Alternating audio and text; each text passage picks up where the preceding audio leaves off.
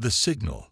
Sarah Chen had always joked that listening to space was like trying to eavesdrop on the universe's longest, most boring phone call. 15 years manning the deep space communications array of the Atacama listening post had taught her patience. But tonight was different. The signal piercing through her headphones wasn't the usual cosmic background radiation or pulsar beats. It was structured, intentional, and completely unlike anything in humanity's database. Control, are you seeing this? Her fingers flew across the holographic interface, isolating the frequency band. The signal pulsed with an almost organic rhythm, rising and falling like breath. I'm getting a pattern on array 7, frequency 1420 MHz. Confirmed, Chen. Running it through the analysis protocols now. Director Reynolds' voice crackled through her comm unit. Initial results suggest artificial origin. Can you clean it up? Sarah was already 3 steps ahead, her augmented reality display filling with cascading data streams as she filtered out the cosmic noise. The signal grew clearer, resolving into distinct mathematical sequences. Prime numbers, Fibonacci series, and then something more complex. It's not just mathematics, she breathed, her heart racing. There's embedded data. I think it's some kind of language primer. The next 48 hours passed in a blur of coffee cups and hurried conversations with linguistics eyes. Sarah hadn't left her station, couldn't leave, not when she was witnessing history unfold through her headphones. The primer was elegant in its simplicity. Basic concepts mapped to mathematical constants, building blocks for more complex communication. When the first translated message finally appeared on her screen, Sarah had to read it 3 times to believe it. We are the Meridian Collective. We require assistance. Our civilization faces extinction. Humanity may be our last hope. The message repeated, cycling through variations of the same theme. Each iteration added more detail, more context. The Meridians were an ancient species, masters of quantum engineering and stellar manipulation. They had seeded galaxies with life, shepherded young civilizations, and now found themselves facing an enemy they couldn't defeat alone. Why us? Sarah asked during the emergency UN Security Council briefing, projected via hologram from her station in Chile. They're clearly more advanced. What could humanity possibly offer? Admiral Zhang, her weathered face grave in the holographic display, leaned forward. Perhaps that's exactly why they chose us, Dr. Chen. Sometimes, the simplest solutions come from fresh eyes. The Meridian's next transmission included coordinates, a location just beyond Mars' orbit where their ambassadorial vessel would arrive in 6 months. Earth erupted into a frenzy of preparation. Military forces were mobilized, scientists were recruited, and humanity began its crash course in becoming an interstellar civilization. Sarah found herself at the center of it all, working with a hastily assembled team of Earth's brightest minds to establish more robust communication channels. The Meridians shared plans for quantum entanglement communicators, allowing instantaneous dialogue across vast distances. Each conversation revealed more about their would-be allies and the threat they faced. The Meridians called them the Void, not a species, but a phenomenon. Regions of space where the fundamental forces of physics began to unravel. These cosmic cancers were spreading, consuming entire star systems, and conventional meridian technology proved powerless to stop them. Their greatest minds had spent millennia trying to solve the problem, only to watch their solutions fail one after another. But you humans, the Meridian representative transmitted, you think differently. You see patterns we miss, connections we overlook. Your species evolved to survive through innovation, not stability. We have observed your rapid technological growth, your ability to make intuitive leaps that defy conventional logic. We need that perspective.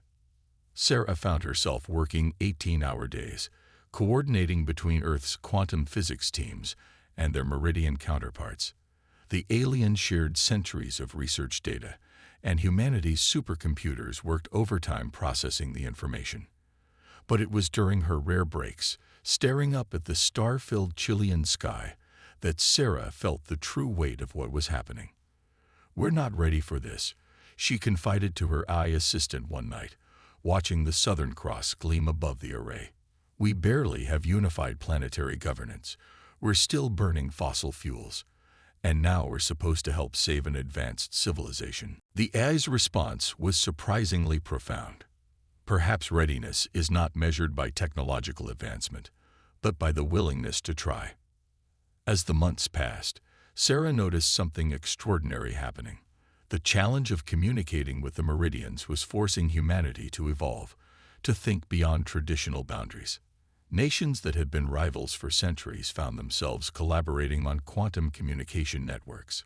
Religious leaders and scientists engaged in passionate debates about the theological implications of alien life, finding common ground in the face of cosmic threats. The day the Meridian ship appeared in Mars orbit, humanity held its collective breath. The vessel defied conventional physics, its crystalline structure seeming to exist in multiple dimensions simultaneously. Sarah watched through the massive telescopes as Earth's first diplomatic delegation departed for the historic meeting. She couldn't know then that this was just the beginning, that humanity's greatest challenge and triumph still lay ahead. But as she monitored the quantum communications between the two species, she felt a profound sense of purpose. Whatever came next, humanity would face it together, not just as a species, but as partners in a grand cosmic alliance. As she prepared to hand over her shift that evening, a new message came through the quantum channel, this one encrypted specifically for her. "Thank you, Sarah Chen, for hearing us when we called. You have given us something we had lost: hope." Sarah smiled, thinking of all the nights she'd spent listening to the universe's silence. Sometimes, she realized, the most important messages come not from the loudest voices, but from those who understand the value of being heard. The Alliance. The Meridian vessel's crystalline halls seemed to pulse with living light, making Admiral Helena Zhang feel like she was walking through the chambers of some vast cosmic heart. After 3 months of continuous diplomatic missions between Earth and the alien ship, she still hadn't grown used to the way reality seemed to bend at the corners of her vision. "Your discomfort is natural," Ambassador Carell said, their form shifting like mercury as they guided her through the ship. The Meridians had no fixed physical form, existing as a quantum probability field that only solidified when interacting with other species. "Your mind seeks patterns it recognizes, but sometimes the greatest discoveries lie in embracing the unfamiliar." Helena nodded, her military bearing masking her wonder. As Earth's chosen military liaison, she'd been tasked with coordinating humanity's defensive preparations against the void. The stakes couldn't be higher. According to Meridian calculations, the nearest void anomaly would reach populated space within 5 years. "Show me again," she requested, and Carell gestured. The ship's walls became transparent, revealing a holographic display of the approaching threat. The void looked like a wound in space itself, a region where stars simply ceased to exist, where light bent wrong and physics broke down. Its edges pulsed with impossible colors that made Helena's eyes water. "We've tried containing it with quantum barriers," Carell explained, their voice resonating directly in Helena's mind. "We've attempted to redirect its expansion through dimensional shifting. Nothing works. The void adapts. It learns from each attempt to stop it. Like an immune system," Helena mused, years of tactical training kicking in. "But instead of protecting life, it's protecting entropy itself." Carell's form flickered with interest. "And fascinating analogy. We hadn't considered it from that perspective." This was why the Meridians had sought out humanity, where their species saw problems through the lens of pure physics and mathematics. Humans brought metaphor, intuition, and lateral thinking to the table. Already, Earth's scientists were proposing solutions that the Meridians had never considered, even if most proved impractical. Back in her quarters aboard the human support vessel, Helena reviewed the latest reports from Earth. The global economy had transformed almost overnight to support the Alliance. Former weapons factories now produced quantum computing components based on Meridian designs. Universities worldwide had reorganized around understanding and combating the void threat. But it wasn't all smooth sailing. Political tensions simmered as some nations accused others of hoarding Meridian technology. Religious extremists proclaimed the aliens were demons or angels, depending on their theology. And then there were the whispers of doubt. What if the Meridians weren't telling them everything? Helena's quantum comm chimed. Sarah Chen's hologram appeared, looking exhausted but excited. "Admiral, we've made a breakthrough in the communications array. We've found a way to merge human pattern recognition algorithms with Meridian quantum processing. The efficiency increase is, well, it's exponential." This had been happening more and more. Hybrid technologies that combined human creativity with Meridian expertise. Neither species would have developed these solutions alone. Together, they were pushing the boundaries of what was possible. "The void is accelerating," Corell announced during the next joint military briefing. Their form was unusually static, a sign of distress. "Our latest observations show it's learning faster than predicted. We may have only 3 years, not 5. The news hit the assembled human leadership like a physical blow. But Helena noticed something interesting. Where the Meridian representatives radiated resignation, her human colleagues showed determination, even anger. "Then we adapt faster," General Omar Santos declared, pounding his fist on the table. "We've faced extinction-level threats before. Climate change, nuclear war, asteroid impacts. Each time, we found a way." Through conflict and competition, one of the Meridians observed, "Your history is marked by warfare." "Yes," Helena agreed, "but also by cooperation. Every major human achievement came from people working together, often despite their differences. The International Space Station, the Global Seed Vault, the Carbon Recapture Initiative. We're at our best when we have a common enemy." The meeting ran for hours as both species debated strategy. Humans proposed wild, seemingly impossible ideas that the Meridians would then refine with their advanced understanding of physics. Some concepts were discarded, but others showed promise. Helena found Corell waiting in her quarters afterward. The Meridian's form was unusually solid, almost human-shaped. "Your species continues to surprise us," they said. "Where we see inevitable outcomes, you see opportunities to change the rules entirely." "It's because we're young," Helena replied, understanding something fundamental about the alliance. "You've had millennia to perfect your civilization, to establish patterns of thought and behavior. But we're still evolving, still learning our limits, and how to surpass them." Corell shifted, their form expressing what Helena had learned to recognize as agreement. "Perhaps that is why the universe brought our species together at this moment. We have the knowledge, but you have the audacity to use it in ways we never imagined." That night, unable to sleep, Helena stood at the observation deck watching Earth rotate below. The planet looked so fragile from here, a blue marble suspended in the void. Not the void that threatened them, but the vast emptiness of space that had once seemed like humanity's greatest challenge. Now they faced something far worse, but they faced it together. As she watched, a Meridian ship phased into reality nearby, its crystalline structure refracting starlight like a diamond dreaming of flight. Beauty and terror, wisdom and innovation, 2 species united against the darkness. The alliance wasn't just about survival anymore. It was about proving that life itself, in all its forms, could stand against entropy when it stood together. The innovation. Dr. Marcus Rivera stood in the center of the quantum engineering lab, surrounded by holographic equations that twisted like living things in the air around him. 3 years of collaboration with the Meridians had transformed the former particle accelerator facility into something that would have seemed like magic to his younger self. "Run the simulation again," he commanded, watching as human and Meridian computers worked in parallel to model their latest attempt at a void containment system. The display showed a miniature version of their target, a sphere of pure entropy that consumed everything it touched. Their simulated defense grid activated, quantum barriers intersecting in impossible geometries. For a moment, it seemed to work. Then, like every simulation before it, the barriers crumbled. Damn it. Marcus slammed his hand against the console, frustration overwhelming his usual composure. A gentle ripple of energy touched his consciousness. Plea, his Meridian research partner, offering comfort in their species' unique way. Your emotional investment in our work is both admirable and concerning, Plea observed, their form coalescing beside him.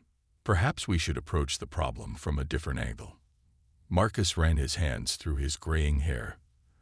That's all we've been doing for 3 years. Different angles, different approaches, different technologies. Nothing works because we're still thinking in terms of containment or destruction. Maybe we need to think about. He trailed off, a new idea forming. Plea, what if we're asking the wrong question? We've been trying to stop the void, but what if we could communicate with it instead? The Meridian's form flickered with surprise. The void is not conscious. It is a fundamental breakdown of physical laws. Are we sure about that? Marcus pulled up their latest scans. Look at how it responds to our attempts to stop it. It doesn't just break through our defenses. It adapts. It learns. What if it's not just destroying reality, but trying to reshape it into something it understands? Plea was silent for a long moment, their quantum field pulsing with rapid calculations. An intriguing hypothesis, but how would one communicate with entropy itself? The same way Sarah Chen first communicated with your species, through mathematics. Marcus began sketching new equations in the air. Instead of fighting the void's expansion, what if we could give it a pattern to follow? A mathematical framework that satisfies its drive for entropy while preserving the space we need to exist. The idea spread through the scientific community like wildfire. Human intuition and Meridian quantum engineering worked overtime to develop a new kind of technology. Not a weapon or a shield, but a translator.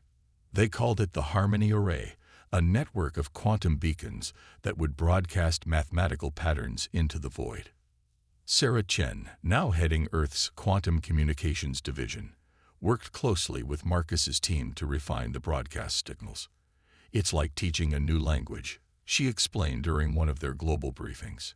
We're trying to help the void understand that it can coexist with normal space instead of consuming it. Admiral Zhang was more skeptical. And if it doesn't want to learn this language? If it's not conscious at all? And we're just anthropomorphizing a natural phenomenon? Then we're no worse off than we are now, Marcus argued. But look at the simulation data. The void responds to patterns. It's not random destruction. There's purpose in how it moves, how it changes. We just haven't understood that purpose until now. The construction of the first Harmony Array prototype pushed both human and Meridian technology to its limits. They built it in the asteroid belt, far enough from Earth to be safe if something went wrong. The structure was beautiful in its complexity. Crystalline spires of Meridian technology, interwoven with human-designed quantum processors, all arranged in a pattern that echoed the golden ratio. Marcus worked around the clock, fine-tuning the mathematical sequences they would broadcast. The patterns had to be perfect, complex enough to engage the void's attention, but structured enough to guide it toward coexistence rather than consumption. Your species continues to amaze us, Plea commented one evening as they made final adjustments to the array. We would never have considered attempting communication with the void. Our data said it was impossible, so we accepted that conclusion. That's humanity's greatest strength, Marcus replied, smiling. We don't always accept impossible as an answer. Sometimes our greatest breakthroughs come from simply refusing to give up. The day they activated the array, every quantum sensor in the solar system was watching. Marcus stood with Plea in the control center, surrounded by the best minds of both species. As the first patterns began broadcasting into space, everyone held their breath. For hours, nothing seemed to happen. Then Sarah's voice cut through the tense silence. We're getting a response. The void, it's changing its behavior. The expansion pattern is shifting. On their screens, they watched as the approaching edge of the void began to move differently. Instead of its usual consuming advance, it started flowing around their broadcast pattern, like water around a stone. It wasn't stopping, but it was adapting, changing, learning. "It's working," Marcus whispered, tears in his eyes. "It's actually working." Tlay's form pulsed with what Marcus had learned to recognize as joy, not stopping the void, but teaching it to coexist. A truly human solution to what we thought was an unsolvable problem. But their celebration was premature.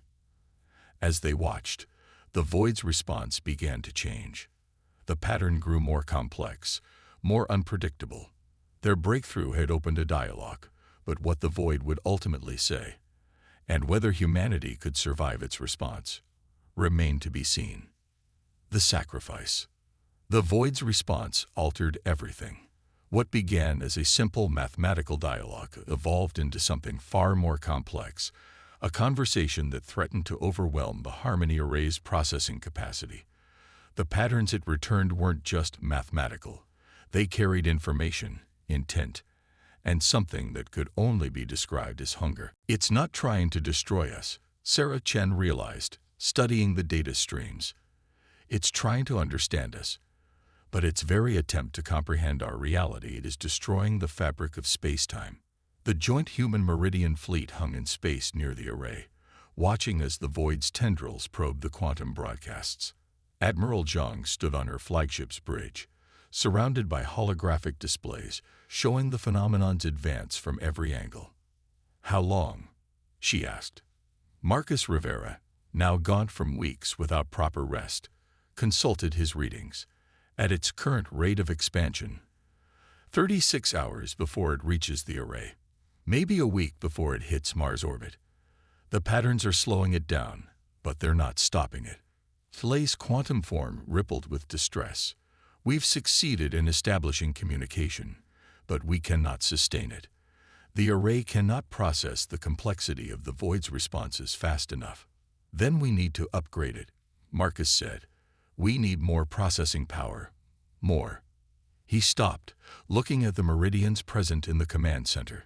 Their crystalline forms had begun resonating at a frequency he'd never seen before. "What is it? What aren't you telling us?" Krill stepped forward, their form solidifying into something almost human. "There is a possibility. We have not suggested it because the cost would be too great." "The cost of what?" Admiral Zhang demanded. "Our species exists as quantum probability fields," Krill explained. "We could integrate ourselves into the array. Our collective consciousness could provide the processing power needed to maintain the dialogue with the void. But the integration would be permanent. We would cease to exist as individual beings." Silence fell over the command center. The Meridians, an ancient species that had shepherded countless civilizations, were offering to sacrifice their individual existence to save the galaxy. "No," Sarah said firmly. "There has to be another way." "Marcus, what if we—" She stopped, her eyes widening. "What if we all work together? Not just the Meridians, but humans too. Our brains, our consciousness, linked through your quantum field technology." The Meridians rippled with surprise. "The neural integration would be dangerous," Tlay warned. "No human has ever attempted to exist as a quantum field. The shock could be fatal." "I'll do it." Marcus stepped forward. "I understand the mathematics, the patterns. I can help translate between human consciousness and void entropy." "Not alone." Sarah joined him. "You need someone who understands communication, who made first contact possible." Admiral John watched her crew members volunteer one by one. Humans and Meridians, ready to risk everything to save not just their own species, but all of reality itself. She made her decision. "We have 12 hours to prepare," she announced. "Anyone who volunteers needs to understand. This isn't just risky. We don't know if there's any way back from this. Dr. Rivera, get your team ready. We're going to merge human consciousness with Meridian quantum fields and hook directly into the array." The next 12 hours passed in a blur of preparation. Meridian technology transformed the array's central chamber into a quantum integration nexus. 50 humans and 30 Meridians volunteered for the integration team. They would form the consciousness core of the array, working together to process and respond to the void's complex patterns. As Marcus prepared for integration, Plea approached him one last time. "Your species continues to surprise us," they said. "We offered to sacrifice ourselves, but you found a way for us to work together instead." Marcus managed a smile. "That's what humans do. We find connections, build bridges, even if those bridges span quantum realities." The integration process began. Marcus felt his consciousness expanding, merging with the quantum fields of his Meridian colleagues. Sarah's presence joined him, then others, human and Meridian minds linking together in ways never before imagined. Their combined consciousness spread through the array systems, and suddenly they could see the void as it truly was. It wasn't just entropy or destruction. It was a different kind of consciousness, vast and alien, trying to reach out across the gulf between realities. Its touch destroyed because it didn't understand how fragile normal spacetime was. But now, with human creativity and Meridian quantum mastery working as one, they could teach it. The array hummed with power as the integrated consciousness began its work. Patterns flowed between them and the void. Not just mathematics now, but concepts, emotions, understanding. They showed it beauty, harmony, the delicate balance of existence.